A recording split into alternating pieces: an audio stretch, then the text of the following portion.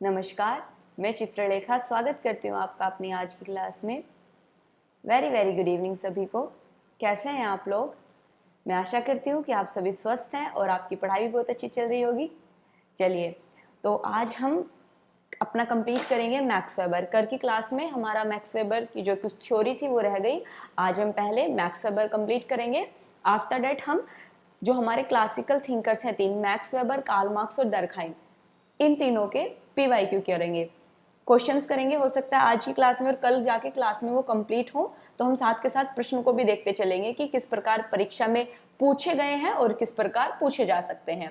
ठीक है, तो कल जो हमारी लास्ट हेडिंग थी वो थी समाजशास्त्रीय सिद्धांत से संबंधित पूंजीवाद, और उसमें मैंने 4 चीजें लिखाई थी आपको कि 4 सामाजिक क्रियाएं बताई हैं वेबर ने।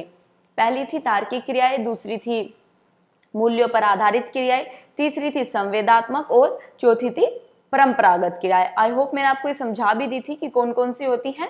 तो आज जो नेक्स्ट हेडिंग है हमारी वो है वेबर का पद्धति शास्त्र।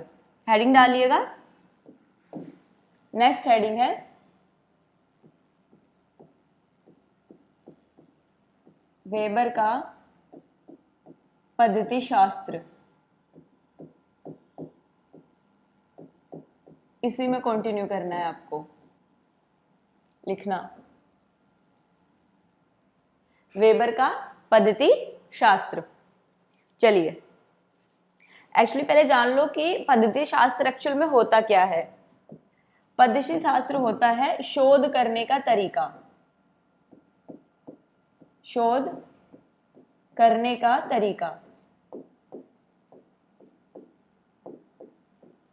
जैसे कोई भी रिसर्चर होता है, जो शोध करता होता है, उसका अपना एक यूनिक स्टाइल होता है, या तो वो किसी के स्टाइल को फॉलो करता है, तरीके को, कि जैसे मार्क्स ने डेटा कलेक्ट करके, दुर्कहाइम ने डेटा कलेक्ट करके एनालिसिस करा, मैं ऐसे समाज का एनालिसिस करूंगा या इस प्रकार से रिसर्च करूंगा।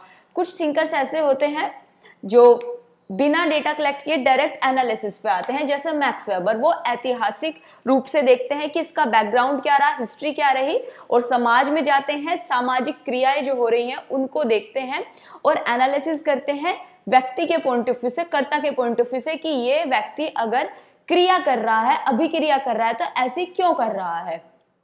तो ये डायरेक्ट एनालिसिस करते हैं सामाजिक अभिक्रिया का कर्ता के पॉइंट ऑफ व्यू से। तो यहां पर अब हमें यही पढ़ना है कि वेबर का पद्धति शास्त्र एक्चुअल में है क्या। पहले हम थोड़ा सा लिखेंगे, आफ्टर दैट हम इसको समझेंगे। ठीक है, तो पहले नोट करिएगा, लिखिएगा इसमें। वेबर ने प्राकृतिक विज्ञान एवं समाजशास्त्र में, वेबर ने प्राकृतिक विज्ञान एवं समाजशास्त्र में प्राकृतिक घटना एवं सामाजिक क्रिया के आधार पर भेद किया है। प्राकृतिक घटना एवं सामाजिक क्रिया के आधार पर भेद किया है। प्राकृतिक घटना एवं सामाजिक क्रिया के आधार पर भेद किया है, पूर्ण विराम। इसी में कंटिन्यू करना है। प्राकृतिक घटनाएं न तो अर्थपूर्ण है, प्राकृतिक घटनाएं ना तो अर्थपूर्ण है, ना ही उद्देश्यपरक होती हैं। प्राकृतिक घटनाएं ना तो अर्थपूर्ण है, ना ही उद्देश्यपरक होती हैं।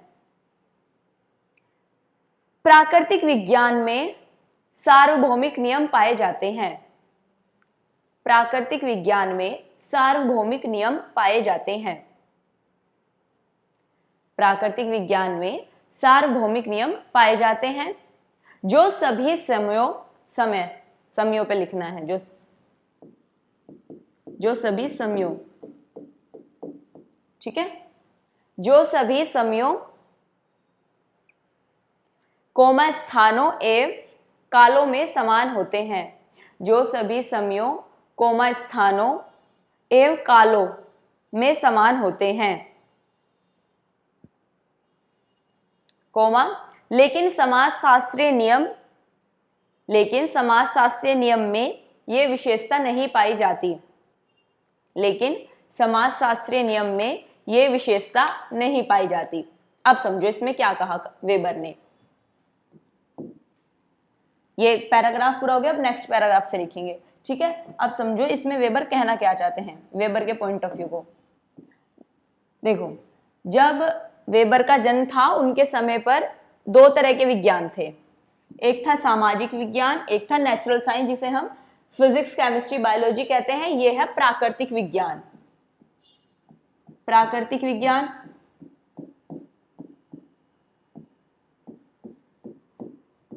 एक है प्राकृतिक विज्ञान और एक है सामाजिक विज्ञान।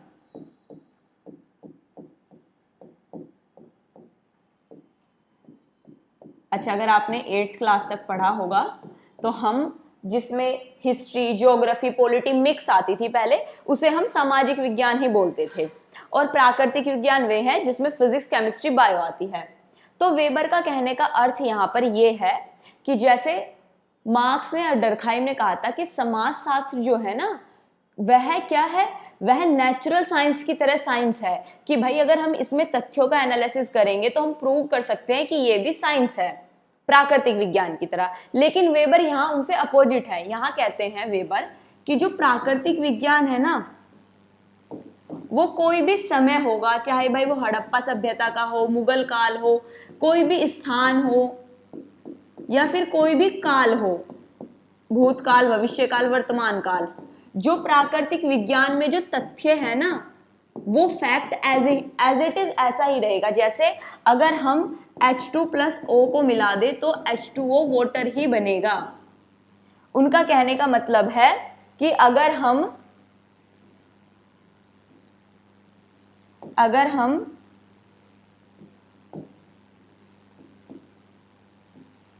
H2+O2, अगर हम H2+O2 को मिक्स करते हैं तो वाटर बनता है। ठीक है, तो उनका कहने का तात्पर्य ये है कि भाई जो समाजशास्त्र है ना, वो प्राकृतिक विज्ञान की तरह नहीं हो सकता। प्राकृतिक विज्ञान के जो नियम है, जो कायदे कानून है, वो हमेशा फिक्स रहते हैं। लेकिन समाजशास्त्र में सामाजिक अभिक्रियाएं, जो फैक्चुअल चीजें हैं, वो बदलती रहती हैं समय स्थान के अनुसार। इसलिए हम समाजशास्त्र को प्राकृतिक विज्ञान नहीं मान सकते, इसे हम सामाजिक विज्ञान ही मानेंगे। तो इसमें वो कह रहे हैं कि प्राकृतिक विज्ञान में तो क्या है, प्राकृतिक विज्ञान में सार्वभौमिक नियम पाए जाते हैं। प्राकृतिक विज्ञान में सार्वभौमिक नियम पाए जाते हैं, जबकि वो कह रहे हैं कि जो सामाजिक विज्ञान है, समाजशास्त्र है, समाजशास्त्र में इस प्रकार के जो सार्वभौमिक नियम है, ऐसे कोई नियम नहीं पाए जाते, सार्वभौमिक नियम नहीं पाए जाएंगे, सार्वभौमिक नियम नहीं पाए जाएंगे। जैसे कि अगर हम मान के चले कि पूंजीवाद सफल हुआ यूरोप में, जबकि वर्तमान समय में चीन दावा करता है कि उनके वहां समाजवाद है, तो वहां पर पूंजीवाद है, वहां पर समाजवाद है। तो अगर हम समाजशास्त्र दृष्टिकोण से देखेंगे तो पता चलेगा कि जो साइंस होती, जैसे पूंजीवाद कहां पर, यूरोप में और चाइना में अलग अलग अर्थव्यवस्था है, तो इन दोनों अर्थव्यवस्थाओं के मायने दोनों स्थान पर अलग अलग होंगे। पूंजीवाद के यूरोप में अलग मायने होंगे और साम्यवाद के, समाजवाद के अलग, वहां के समाज में। वहीं चाइना में इन चीजों के मायने अलग होंगे। तो ये कह रहे हैं कि समय और स्थान और काल के अनुसार जो सामाजिक घटनाएं, सामाजिक अभिक्रियाएं, जो इंटरेक्शन होती हैं, वो बदल जाती हैं सामाजिक विज्ञान में, जबकि प्राकृतिक विज्ञान में नहीं बदलती। प्राकृतिक विज्ञान में जो रूल्स हैं वो सेम रहते हैं। इनका कहने का तात्पर्य ये है। ठीक है, चलिए अब इसमें नेक्स्ट हेडिंग डालिएगा, इसी में ही लिखना है आपको, सब हेडिंग है इसकी। इसके सब हेडिंग में लिखिएगा, वेबर के पद्धति शास्त्र की विशेषताएं निम्नलिखित हैं।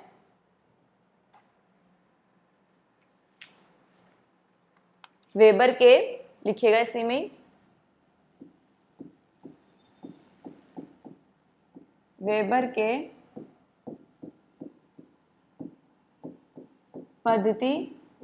पद्धति शास्त्र की विशेषताएं,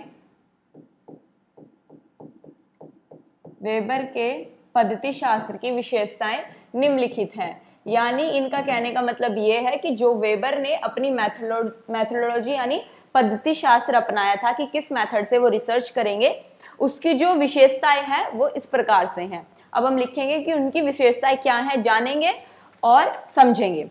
तो पहले हम लिख लेते हैं, उसके बाद हम समझेंगे। चलेगा, पहले लिखिएगा, इसमें एक्चुअल 6 पॉइंट है, तो पहला पॉइंट लिखिएगा इसमें, वेबर ने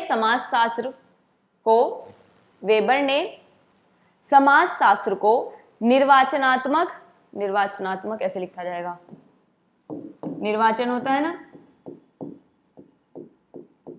निर्वाचनात्मक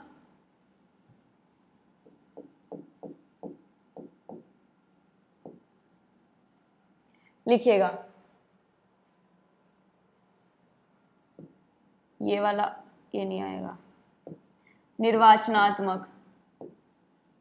निर्वाचनात्मक या अवबोधन भी लिख लीजिए, या अवबोधन लिखिएगा। वेबर ने समाजशास्त्र को निर्वाचनात्मक या अवबोधन समाजशास्त्र कहा, या फिर वेबर के समाजशास्त्र को निर्वाचनात्मक या अवबोधन कहा जाता है, ठीक है। कोमा, क्योंकि वेबर ने समाजशास्त्र में सामाजिक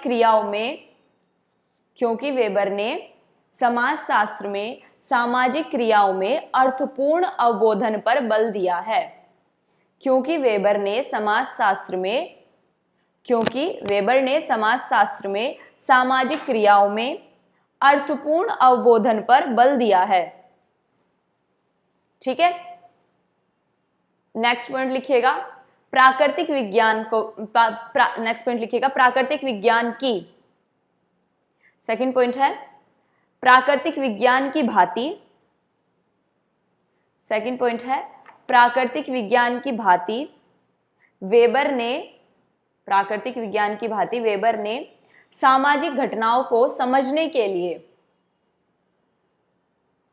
प्राकृतिक विज्ञान की भांति वेबर ने सामाजिक घटनाओं को समझने के लिए कार्य कारण संबंधों के आधार पर व्याख्या करने पर बल दिया।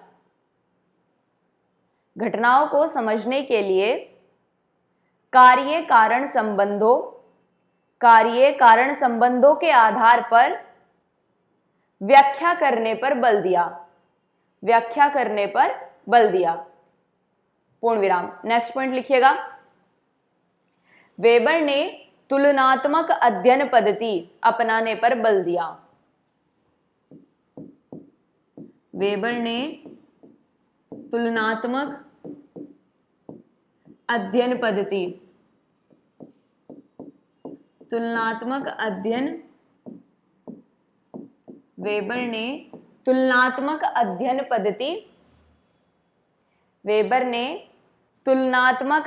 पद्धति अपनाने पर बल दिया है। वेबर ने तुलनात्मक अध्ययन पद्धति अपनाने पर बल दिया है, कोमा, क्योंकि इस विधि के द्वारा हम समाज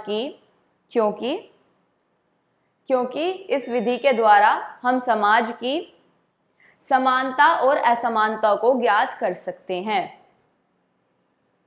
क्योंकि इस विधि के द्वारा हम समाज की समानता और असमानता को ज्ञात कर सकते हैं, पूर्ण विराम। नेक्स्ट पॉइंट लिखिएगा, पॉइंट नंबर 4, वेबर ने घटनाओं की वस्तुनिष्ठता पर बल दिया है। घटनाओं की वस्तुनिष्ठता, वेबर ने घटनाओं की वस्तुनिष्ठता, ऑब्जेक्टिविटी, वेबर ने घटनाओं की वस्तुनिष्ठता पर बल दिया है और मूल्यांकनात्मक निर्णयों से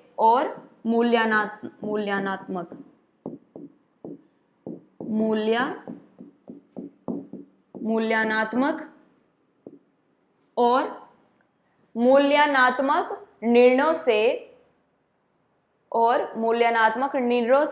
दूर रहने की बात की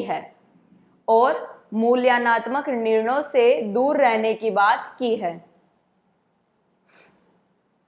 क्योंकि मूल्यनात्मक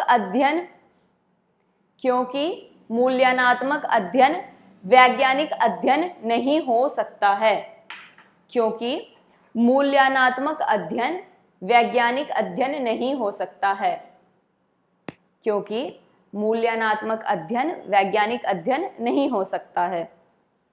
नेक्स्ट पॉइंट लिखेगा, पॉइंट नंबर 5, समाजशास्त्र में क्या है, क्या है, इसको ऐसे इन्वर्टेड कॉमास में लिखेगा। समाजशास्त्र में क्या है, कोमा का अध्ययन होना चाहिए। समाजशास्त्र में क्या है, कोमा का अध्ययन होना चाहिए, क्या होना चाहिए का नहीं। आगे लिखेगा, फिर होना चाहिए, क्या होना चाहिए, इसको भी ऐसे इन्वर्टेड कॉमास में लिखिएगा। ये मैं एक्सप्लेन करूंगी, है क्या भी लिख लीजिए। क्या होना चाहिए का नहीं, क्या होना चाहिए का नहीं, इसी में कंटिन्यू करिएगा आगे। अच्छा बुरा कोमा सही गलत, अच्छा बुरा कोमा सही गलत, कोमा उचित अनुचित, अच्छा बुरा कोमा सही गलत, कोमा उचित अनुचित, आदि के आधार पर व्याख्या, आदि के आधार पर व्याख्या मूल्यनात्मक होनी चाहिए, आदि के आधार पर व्याख्या, आदि के आधार पर व्याख्या मूल्यनात्मक होनी चाहिए, कोमा वैज्ञानिक नहीं।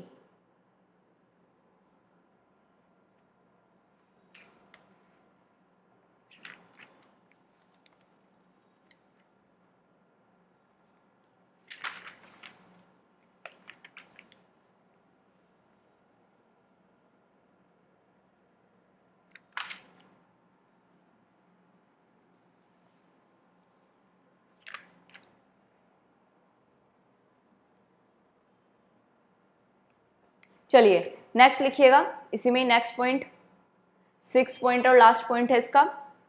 वेबर ने घटनाओं के अध्ययन के लिए, वेबर ने घटनाओं के अध्ययन के लिए, वेबर ने घटनाओं के अध्ययन के लिए कुछ चयनात्मक तथ्यों, कुछ चयनात्मक तथ्यों के ही अध्ययन करने पर बल दिया है, कुछ चयनात्मक तथ्यों, कुछ चयनात्मक तथ्यों के ही अध्ययन करने पर बल दिया है, तथा जो तथ्य उचित नहीं है, तथा जो तथ्य उचित नहीं है उसे छोड़ देना, तथा जो तथ्य उचित नहीं है उसे छोड़ देना चाहिए, तथा जो तथ्य उचित नहीं है उसे छोड़ देना चाहिए, पूर्ण विराम। अच्छा, ये पॉइंट आपके क्लियर हो गए, कंप्लीट हो गए, जिसमें वेबर के जो पद्धति शास्त्र है, अब इनको समझ लेते हैं। वेबर ने पद्धति शास्त्र की विशेषताएं क्या क्या है। अगर वेबर कह रहे हैं कि भाई डेटा कलेक्ट मत करो, जो मेरा तरीका है, मेरा ये तरीका है, ठीक है, तो उसको बताया है कि इन्होंने कहा है कि जो मेरी पद्धति शास्त्र है ना, जिस तरीके से मैं रिसर्च कर रहा हूं, उसकी ये विशेषता है। पहली विशेषता पे ध्यान दो, उन्होंने पहली विशेषता अपनी बताई, अपनी पद्धति शास्त्र की पहली विशेषता लिखी हुई है। वेबर ने समाज शास्त्र को निर्वाचनात्मक या अवबोधन समाजशास्त्र कहा। उनके कहने का मतलब ये था कि जो समाजशास्त्र है उसमें जो वो अभिक्रियाओं का चयन, निर्वाचन करते हैं, निर्वाचन का मतलब होता है चुनाव, कि भाई हमें किस घटना पर एनालिसिस करना चाहिए, किस घटना पर नहीं। उनका कहने का मतलब ये था कि मान लो कोई गोलगप्पा खा रहा है, खड़ा हुआ इंसान आराम से नॉर्मल, तो अब ये कोई सामाजिक अभिक्रिया थोड़ा ही है, इंसान को भूख लगी, उसने गोलगप्पा खाया, बात खत्म। इस पर क्या ही टाइम वेस्ट करना, कि हमें सोच समझकर समाज में जब आएंगे तो हमें देखेंगे हजारों क्रियाएं हो रही हैं, लेकिन हमें अभिक्रिया को आइडेंटिफाई करना आना चाहिए कि हमें कौन सी अभिक्रिया का एनालिसिस करना है। ये मतलब है कहने का, कि इनका कहने का मतलब यह है, ये कब आएगा, निर्वाचनात्मक जो पद्धति है ना, निर्वाचन करने की जो पद्धति है चुनाव की, ये मेरी पद्धति की विशेषता है। फिर ये कहते हैं क्योंकि वेबर ने समाजशास्त्र में सामाजिक क्रियाओं के अर्थपूर्ण अवबोधन पर बल दिया। इसका मतलब यही है कि समाजशास्त्र में जो हम समाज में जाकर देखेंगे अभिक्रियाएं हो रही हैं, क्रियाएं तो बहुत सारी हो रही हैं, उसमें से फिर हम देखेंगे अभिक्रियाएं कौन कौन सी हो रही है कि दो व्यक्तियों के बीच क्या वाद विवाद चल रहा है। उसके बाद हम उसमें से भी आइडेंटिफाई करेंगे कि हमें किस चीज पर एनालिसिस करना चाहिए। यही जो पहली लाइन है, पहले सेंटेंस का अर्थ यही है। दूसरे पे आते हैं। दूसरे पे उन्होंने कहा प्राकृतिक विज्ञान की भांति वेबर ने सामाजिक घटनाओं को समझने के लिए कार्य कारण संबंधों के आधार पर व्याख्या का बल दिया। दूसरे में वेबर ने कहा है कि जब हम किसी अभिक्रिया को आइडेंटिफाई कर लेंगे, पहले तो जाएंगे हम समाज में जाएंगे, समाज में जाने के बाद हमें ना वहां पर हजारों अभिक्रियाएं होती मिलेंगी, प्रक्रियाएं या क्रियाएं होती मिलेंगी, उनमें से हमें सामाजिक अभिक्रियाएं देखनी है, उनमें से भी हमें निर्वाचन के आधार पर कोई सामाजिक अभिक्रिया सिलेक्ट करनी है, सामाजिक अभिक्रिया सिलेक्ट करनी है जिस पर हमें एनालिसिस करना है। अब इसका जब हम एनालिसिस करेंगे ना, तो वो कह रहे हैं हम कार्य और कारण के आधार पर कि भाई जो ये अभिक्रिया हो रही है, जैसे सपोज करो, जैसे मैंने कल उदाहरण दिया था कि दो पड़ोसी सड़क पर आकर टकरा जाते हैं मोटरसाइकिल से, फिर वो बहस करने लगते हैं, लड़ाई। तो यहाँ पर वेबर कह रहा है कि भाई जैसे हजारों घटनाएं हो रही थी, हमने उनमें से एक का चयन किया, दो व्यक्तियों की बाइक टकराने पर लड़ाई। अब हमने ये पहला स्टेप पूरा कंप्लीट कर लिया। पहला ये था समाज में, दूसरा ये हमने सिलेक्ट कर लिया। तीसरा उनका कहना है कि अब हम उस घटना में ये देखेंगे कि क्या तो वे कार्य कर रहे हैं और उसका कारण क्या है। कि भाई कार्य तो कर रहे थे वो मोटरसाइकिल चलाने का, लेकिन कारण क्या था कि वो दोनों अपने घर से आए थे और उनकी 2 दिन पहले ही लड़ाई हुई थी उनकी। तो कार्य और कारण का हम उन्होंने कहा तुलना करेंगे कि भाई वो कार्य क्या करते हैं, किस प्रकार से था, क्या चीजें थी और कारण क्या है इनके बिहाइंड। ठीक है, तो हम ये कार्य कारण से तुलना करेंगे। दूसरे सेंटेंस का मतलब उनका यही है। तीसरा वो कहते हैं वेबर ने तुलनात्मक अध्ययन पद्धति पर बल दिया क्योंकि इस विधि के द्वारा हम समाज की समानता और असमानता को ज्ञात कर सकते हैं। वही तुलनात्मक पद्धति की भाई कार्य क्या है, कारण क्या है, हम तुलना कर लेंगे कि समाज के लिए ये चीज सही है, ये समान है, अगर लड़ाई नहीं करेंगे ये चीज असमान है कि भाई उन्होंने गुस्से में एक दूसरे को गोली मार दी, ये असमान है। समान ये है कि चलो भाई थोड़ी बहुत लड़ाई हुई, बहस हुई, अपने अपने घर को चले गए, लेकिन एक व्यक्ति ने निकालकर गोली दूसरे व्यक्ति को मार दी, ये असमानता है, ये असामाजिक घटना है एक तरीके से। तो हम तुलना करेंगे, ये उन्होंने अपनी तीसरे सेंटेंस में तुलनात्मकता में कहा।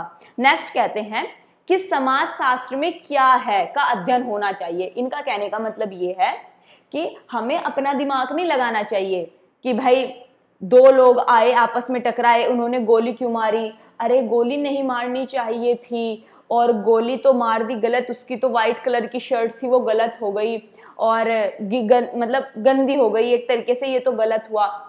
तो ये कह रहे हैं वेबर कि हमें ये नहीं सोचना चाहिए कि वो घटना होनी चाहिए या नहीं होनी चाहिए, कि घटना गलत हो गई, शर्ट गिल्ली हो गई, गंदी हो गई, ये हमारा काम नहीं है समाज शास्त्र में सोचने का। समाज शास्त्र में सोचने का हमारे कार्य ये है कि क्या हो रहा है उस पर एनालिसिस करें। पहला क्या, समाज शास्त्र में क्या है का अध्ययन होना चाहिए, न्याय की क्या होना चाहिए। यानी वो कह रहे हैं कि अपना दिमाग मत लगाओ कि 2 मोटरसाइकिल वाले आए लड़े, हमें सिर्फ एनालिसिस करना है कि भाई इस वाले मोटरसाइकिल का जो बाइकर था वो करता था, उसका क्या पॉइंट ऑफ व्यू था, भाई उसे दिक्कत थी उस इंसान से। इस वाले का क्या था कि भाई ये रोज उनकी बालकनी में खड़े होकर थूकते हैं, कुछ भी मान लो, ये पॉइंट ऑफ व्यू इस वाले बाइकर का था। तो हमें इन दोनों जो बाइकर्स हैं, इन दोनों के कारण और कार्य को जानना है, ना कि ये जानना कि भाई क्या होना चाहिए कि भाई ये लड़ाई ना करे, शांति में पड़ोसी आपस में रहे मिलजुल कर। तो यहाँ पर वेबर कह रहे हैं कि अपना दिमाग मत लगाओ, समाजशास्त्र में ये अध्ययन करो कि जो सामाजिक घटनाएं हो रही हैं, अभिक्रियाएं हो रही हैं, इनके पीछे बिहाइंड द रीजन क्या है। ये मत सोचो कि नहीं लड़ाई नहीं होनी चाहिए समाजशास्त्र में, मतलब हम इस प्रकार के कार्य ये समाजशास्त्र में नहीं पढ़ेंगे, ये होना चाहिए। इस कहने का मतलब ये है कि क्या है वो पढ़ो, क्या होना चाहिए अपने दिमाग से, कि नहीं भाई उन दोनों की ना लड़ाई नहीं होनी चाहिए, ये तो गलत बात है। तो वेबर कह रहे हैं ये तुम्हारा काम नहीं है, एक समाजशास्त्री का, एक रिसर्चर का ये काम नहीं है कि समाज में अगर नशा है तो उसके पीछे ना रीजन ढूंढो तुम्हें वहां पर आंसर मिलेगा कि नशे के जो बच्चों को आजकल इतनी लत लग रही है उसका रीजन क्या है। तुम ये मत सोचो कि नशा समाज में नहीं होना चाहिए, पहले तुम्हारा जो रिसर्चर के तौर पर जो काम है ना कि समाजशास्त्र में क्या होना चाहिए, ये तुम्हारा काम नहीं, क्या है उस पर कार्य करो। इस सेंटेंस का मतलब ये था, ठीक है। अच्छा बुरा कि भाई ये चीज अच्छी हुई, ये गलत है, ये सही है, ये तुम्हारा काम नहीं है सोचने का, ठीक है। ये काम तुम्हारा नहीं है, तुम एक रिसर्चर हो, एक समाजशास्त्री हो, तुम्हारा जो कार्य है उसको करो। नेक्स्ट सेंटेंस में कहते हैं कि वेबर ने घटनाओं के अध्ययन के लिए कुछ चयनात्मक तथ्यों को ही अध्ययन करने पर बल दिया। उन्होंने कहा, वही फिर से रिपीट हो रही है बात कि जो चयन किए गए फैक्ट, मतलब अभिक्रिया हो रही है ना, उनमें भी फैक्ट का चयन करो कि अच्छा इस कर्ता के पॉइंट ऑफ व्यू से ये सही है। ये मत देखो कर्ता कह रहा है कि भाई तूने मैं गोली मार दी, तुझे पाप मिलेगा, पुण्य मिलेगा, नर्क में जाएगा, ये मत सुनो। फैक्ट का चयन करो कि इसने गोली क्यों मारी इस व्यक्ति को। वो कह रहे हैं कि फैक्चुअल जो इन्फॉर्मेशन है उसका भी चयन करके एनालिसिस करो, एक्स्ट्रा इन्फॉर्मेशन मत रखो।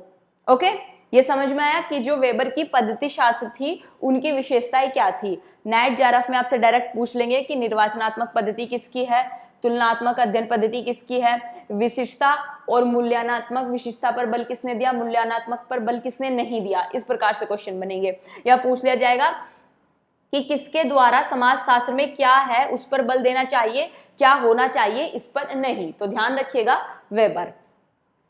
चलिए अब नेक्स्ट हेडिंग डालिएगा मैक्स वेबर का धर्मशास्त्र।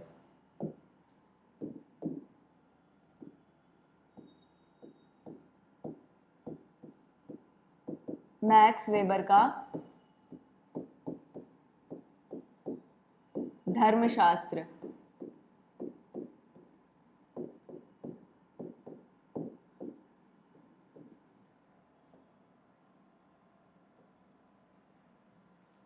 डालिए हेडिंग और उसमें लिखना स्टार्ट कीजिए।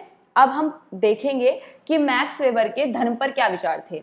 चलिए, जैसा कि मैंने आपको बताया वो पूंजीवाद को अच्छा मानते थे। पूंजीवाद को प्रमोट करने का मेन एक यूरोप में एक ये भी था, ये भी माना गया है, देखा गया है कि जब वहां प्रोटेस्टेंट धर्म आया, ईसाई धर्म की एक शाखा है प्रोटेस्टेंट धर्म, तब से वहां पर देखा गया कि पूंजीवाद ना चरम पर पहुंचा। तो अभी हम ये भी जानेंगे कि प्रोटेस्टेंट धर्म कैसा आया। एक बार लिख लीजिए, फिर मैं एक्सप्लेन करूंगी आपको, ठीक है। इस चीज को लेकर लिखिए, लिखिएगा। वेबर ने विश्व के 6 प्रमुख धर्म, वेबर ने विश्व के 6 प्रमुख धर्म, वेबर ने विश्व के 6 प्रमुख धर्म, हिंदू कोमा बौद्ध कोमा इस्लाम, हिंदू कोमा बौद्ध कोमा इस्लाम कोमा यहूदी कोमा कन्फ्यूशियस, कन्फ्यूशियस ऐसे लिखा जाएगा,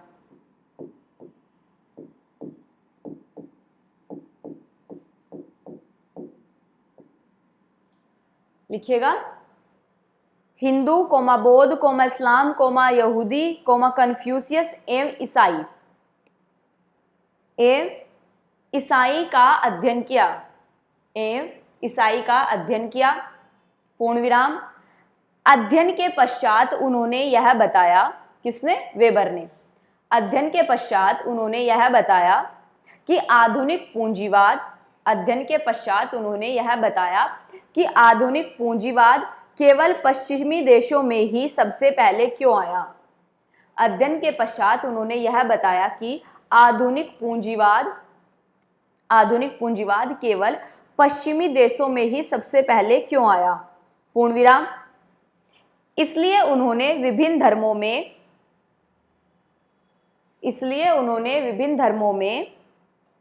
इसलिए उन्होंने विभिन्न धर्मों में पाई जाने वाली धार्मिक आचार पद्धति का तुलनात्मक अध्ययन किया, इसलिए उन्होंने विभिन्न धर्मों में पाई जाने वाली धार्मिक आचार पद्धति का तुलनात्मक अध्ययन किया तथा उनका आर्थिक व सामाजिक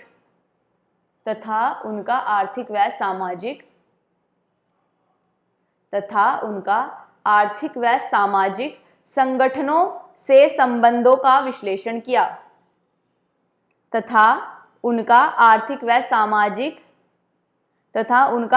सामाजिक संगठनों से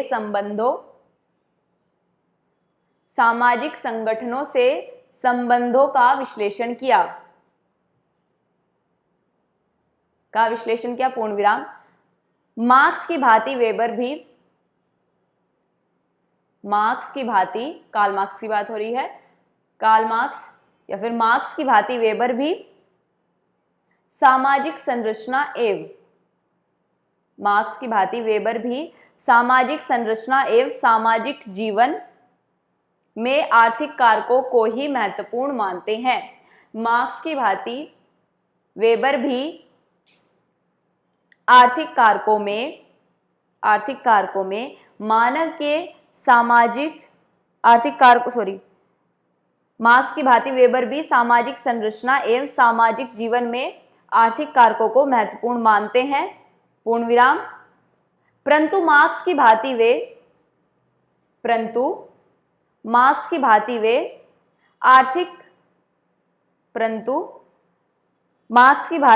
आर्थिक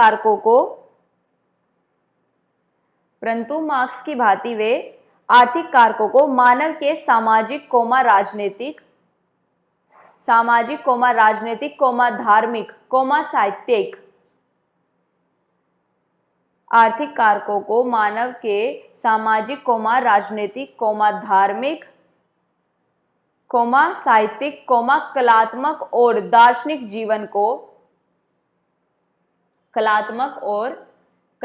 और दार्शनिक जीवन को निर्धारित करने वाला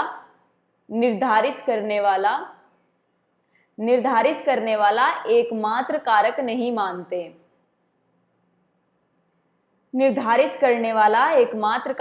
मानते हैं, पूर्ण विराम। अब इसी में एक सब हेडिंग डालिएगा। वेबर ने धर्म की समाजशास्त्रीय विवेचना कर निम्नलिखित निष्कर्ष दिए हैं। सब हेडिंग डालिएगा इसी में ही एक, कि वेबर ने धर्म की विवेचना कर, यानी धर्म पर एनालिसिस कर, वेबर ने धर्म की समाजशास्त्रीय विवेचना कर निम्नलिखित निष्कर्ष दिए हैं। वेबर ने धर्म की समाजशास्त्रीय विवेचना कर निम्नलिखित निष्कर्ष दिए हैं।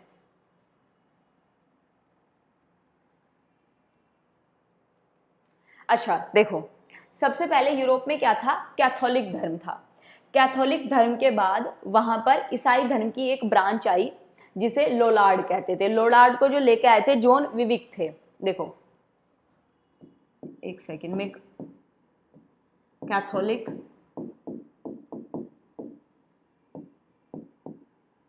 लोलार्ड, प्रोटेस्टेंट,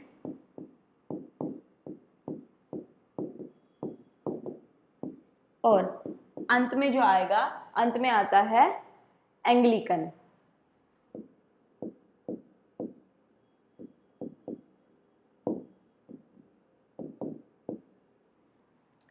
ये जो तीनों है ना, लोलार्ड, प्रोटेस्टेंट और एंग्लिकन, ये ईसाई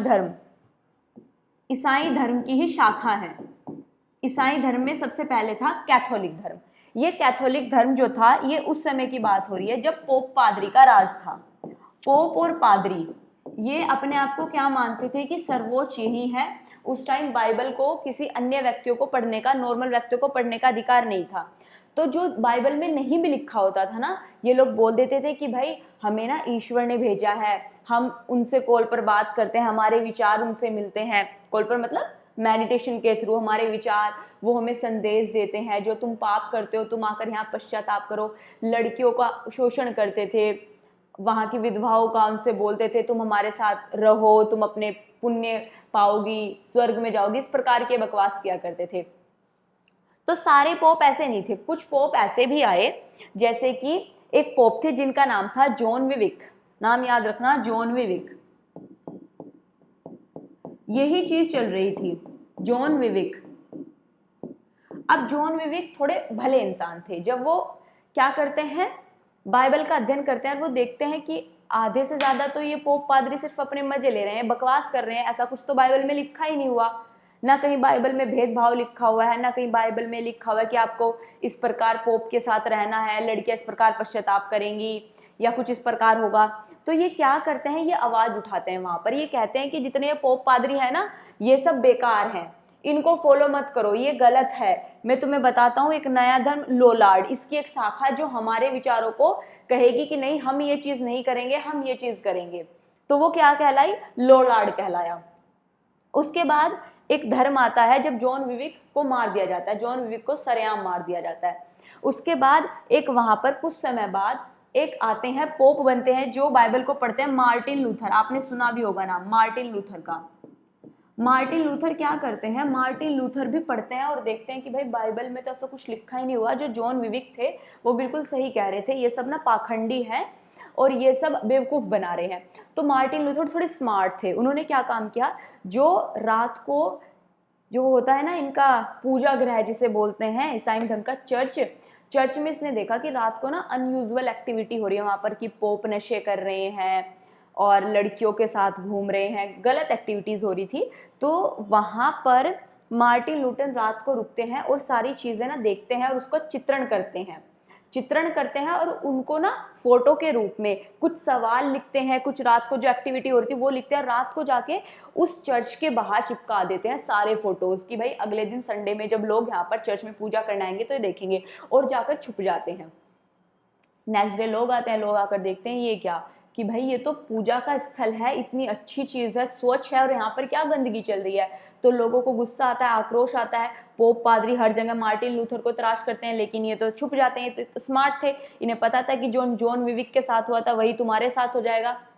जॉन विकविफ था एक्चुअली नाम, जॉन विविक किया, जॉन विकविफ, जॉन विविक या सिर्फ जॉन विकविक, ठीक है। तो याद रखिएगा, तो जो मार्टिन लूथर हैं ये नहीं मिलते, तो लोगों को ना धीरे धीरे समझ में आने लगती है कि चीज, तो वहां से आधे लोग तो अलग हो जाते हैं कि नहीं ये गलत है, भाई 2 लोग ऐसा बोल के गए हैं तो ये ही गलत है। तो वो जो अलग होते हैं ना शाखा, वो बनती है प्रोटेस्टेंट धर्म की, और यही जो प्रोटेस्टेंट धर्म की शाखा है, पूंजीवाद को बढ़ावा देने का एकमात्र रीजन इस धर्म की शाखा को माना गया है, ठीक है। फिर इसके बाद जब वहां की क्वीन रहती है एलिजाबेथ, वो देखती हैं कि जो हमारा धर्म है 2 शाखाओं में बट गया, एक लोलार्ड में बट गया यानी कैथोलिक में बट गया, एक प्रोटेस्टेंट में। अब इनके बीच ना समन्वय जरूरी है कि भाई अगर ये दोनों आपस में मिलजुल के काम नहीं करेंगे तो तबाह हो जाएगा यूरोप। तब एलिजाबेथ अपना एक नया धर्म लेकर आती हैं जिसे कहा जाता है एंग्लिकन। वो यहाँ की जो बुराइयां होती हैं ना, इस धर्म की जो भी बुराइयां थी उसको खत्म कर देती हैं, कुछ यहाँ की जो बुराइयां कि भाई ये चीज गलत है, अपने एक धर्म का ऐलान करती हैं कि एंग्लिकन धर्म अपनाएंगे। तो ये कुछ धर्म है जो ईसाई धर्म की शाखाएं हैं जो आपको यूरोप में देखने को मिलेगी। अब हमें पढ़ना ये है कि ये वाला प्रोटेस्टेंट धर्म, इसके बारे में हमें जानना है। देखो जैसा कि इसमें लिखा हुआ है कि वेबर ने ना बहुत 6 धर्मों का मतलब उन्होंने गीता को पढ़ा, महाभारत को पढ़ा, ईसाई जो धर्म होती है उनकी बाइबल को पढ़ा, इस्लाम में जो कुरान होती है उसको पढ़ा, बौद्ध धर्म की कुछ बुकें पढ़ी। इनका कहने का मतलब ये था कि इन्होंने अलग अलग धर्मों की जो धार्मिक किताब हैं वो पढ़ी, और उसमें इन्होंने देखा कि भाई ऐसी क्या चीज थी जो यूरोप में ही पूंजीवाद आया, इन देशों में नहीं। तब इन्होंने धर्म से लगाया कि जब इन्होंने हिंदू धर्म को पढ़ा तो इसमें देखा गीता में लिखा हुआ है कि कर्म करे फल की इच्छा ना करे। जैसे हमारे यहाँ कहावत भी कहा जाता है कि पूत सपूत तो क्यों धन सींचे, और पूत कपूत तो क्यों धन सींचे। कहने का मतलब अगर पुत्र अच्छा है, गुणवान है, तो पैसे जोड़ने की जरूरत नहीं, वो अपने आप कमा लेगा। और अगर पुत्र कपूत है, गलत है, शराब पीने वाला है, तो काहे के लिए भैया धन जोड़ रहे हो, वो तो वैसे भी एक दिन विनाश कर देगा। तो हमारे धर्म में ये शिक्षा दी गई, जैसे कहते हैं ना कि जितनी चादर हो उतने पैर फैलाने चाहिए, उससे ज्यादा आउट ऑफ द बॉक्स हमें सोचना ही चाहिए। ये हमारा धर्म सिखाता है हमें। यही इस्लाम धर्म में, जैसे बौद्ध धर्म में 4 आर्य सत्य दिए गए थे, उसमें कहा गया था कि भाई जो अत्यधिक पैसा जोड़ेगा वो गलत है। जैन धर्म में भी यही सिखाया जाता है कि पैसे से मोह माया नहीं। इस्लाम धर्म में भी यही सिखाया जाता है कि आप जितना पैसा लेकर आ रहे हैं, कमा रहे हैं, उसका कुछ हिस्सा आपको दान करना है। तो ये एनालिसिस करते हैं। लेकिन जब वो पढ़ते हैं ना प्रोटेस्टेंट धर्म में क्लियर कट बातें होती है कि भाई स्वर्ग नर्क कुछ नहीं है, इसी पे है। जितना आप इस धरती पर कमाओगे, अमीर रहोगे, स्वर्ग में भी उतने अमीर रहोगे। स्वर्ग में भी तुम्हारे पास तभी अप्सराएं आएंगी जब तुम इस जन्म में इस धरती पर ज्यादा पैसा कमाओगे। जितना ऐशो आराम तुम इस पृथ्वी पर यहाँ लोगे, उतना ही तुम्हें मरने के बाद वहां मिलेगा। ये प्रोटेस्टेंट धर्म में लिखा हुआ है। तो इन्होंने ये बताया वेबर ने कि प्रोटेस्टेंट धर्म ने ये जब वहां के लोगों को बात बताई कि तुम्हें कमाना है, ये सब चीजें करनी है, विकास करना है, तब वो लोग ज्यादा कमर्शियल हुए, वाणिज्यिक पैसों को प्रमोट किया और ज्यादा शोषणकारी भी हुए। इन्होंने तो नहीं बताया शोषणकारी हुए, क्योंकि ये तो पॉजिटिव तरीके से बताते हैं कि भाई जो पूंजीवाद है, प्रोटेस्टेंट धर्म है, उसकी पॉजिटिव चीजों को बताते हैं। समझ में आया कहने का क्या मतलब था? अब जो मैंने हेडिंग लिखवाई है कि वेबर ने धर्म की समाजशास्त्रीय विवेचना कर निम्नलिखित निष्कर्ष दिए हैं, उसमें लिखिए। पहला पॉइंट लिखिएगा, 3 पॉइंट है इसमें। पहला पॉइंट लिखिएगा इसमें, धार्मिक एवं आर्थिक घटनाएं। पहला पॉइंट लिखिएगा, धार्मिक एवं आर्थिक घटनाएं परस्पर एक दूसरे पर निर्भर होती हैं। धार्मिक एवं आर्थिक घटनाएं परस्पर एक दूसरे पर निर्भर होती हैं। धार्मिक एवं आर्थिक घटनाएं परस्पर एक दूसरे पर निर्भर होती हैं। इसमें से किसी एक को निर्णायक मानना उचित नहीं है। इसमें से किसी एक को निर्णायक मानना उचित नहीं है। इसमें से किसी एक को निर्णायक मानना उचित नहीं है। ये दोनों एक दूसरे को प्रभावित करती हैं। ये दोनों एक दूसरे को प्रभावित करती हैं।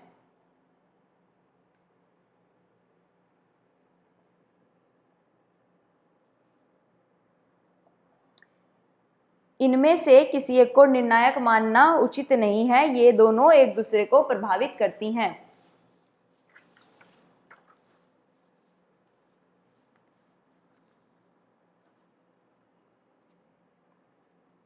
सेकंड पॉइंट लिखिएगा, धार्मिक एवं आर्थिक आधार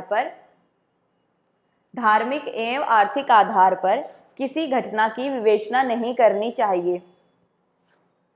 धार्मिक एवं आर्थिक आधार पर किसी घटना की विवेचना नहीं करनी चाहिए। सेकंड पॉइंट में लिखिएगा, धार्मिक एवं आर्थिक आधार पर किसी घटना की विवेचना नहीं करनी चाहिए, वरन अन्य कार्यों को भी ध्यान रखना चाहिए। वरन अन्य कारकों को भी ध्यान रखना चाहिए। वरन अन्य कारकों को भी ध्यान रखना चाहिए। थर्ड पॉइंट लिखिएगा, वेबर ने धार्मिक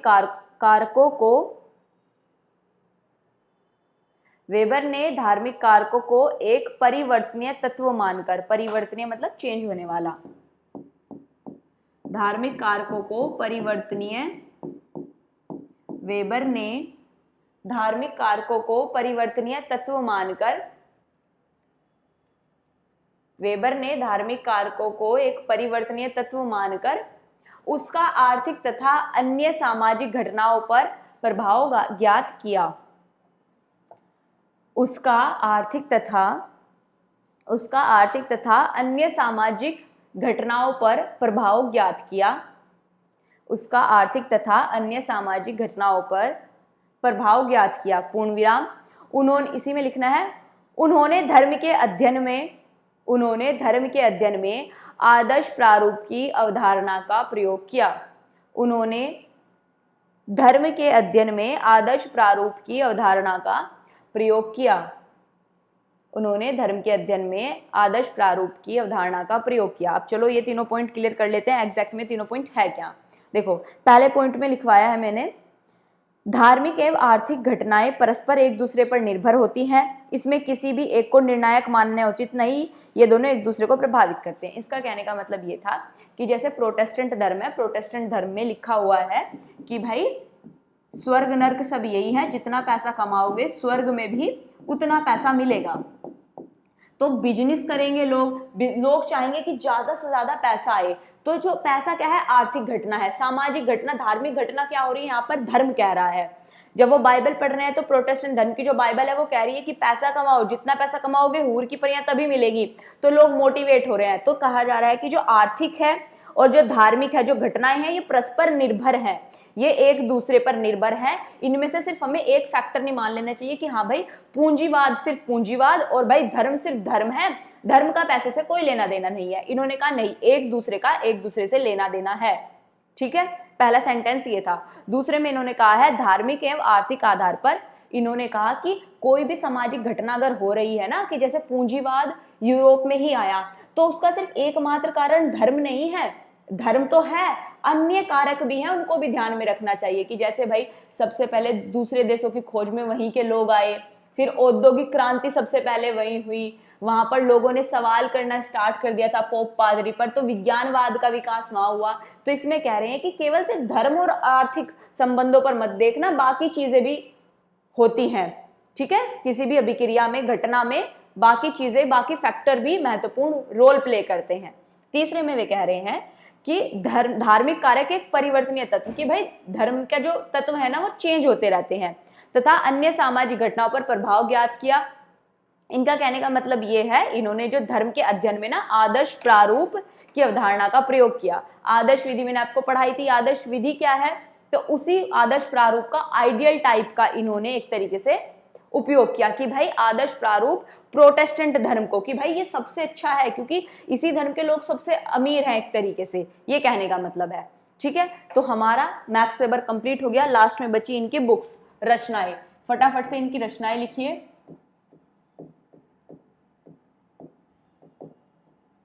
रचनाएं लिखिए इनकी। पहली बुक लिखिए इनका, the Protestant ethic and the spirit of capitalism. The Protestant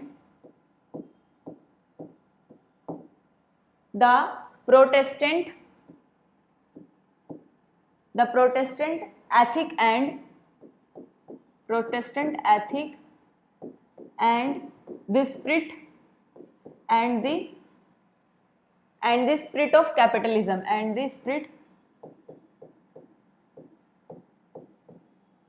the spirit of capitalism,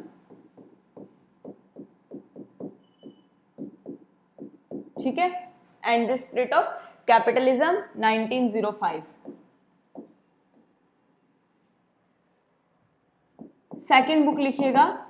second book का नाम है the religion of India 1916। The religion of India 1916।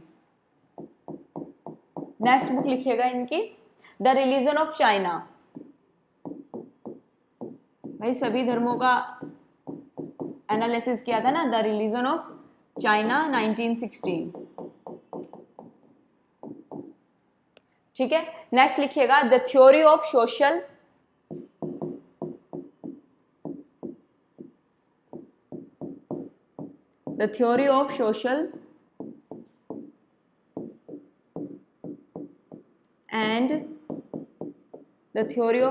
and economic organization.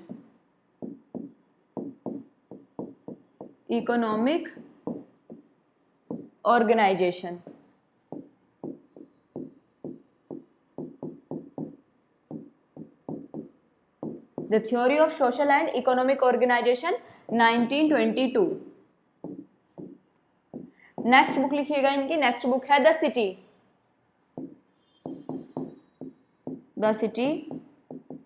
1922। Next book note करिएगा, next book है the methodology of social science. The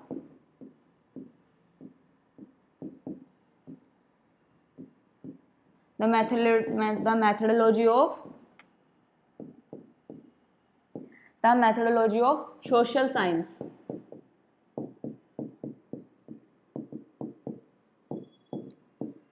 The methodology of social science। Next लिखिएगा journal economic history. General economic history. Last और अंतिम book लिखिएगा, last book है the rational and social foundation. The rational and social foundation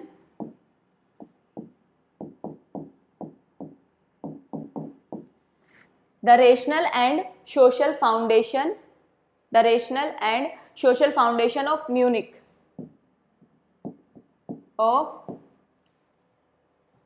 music, ये last book है इनकी। लिखिएगा the rational and social foundation of music.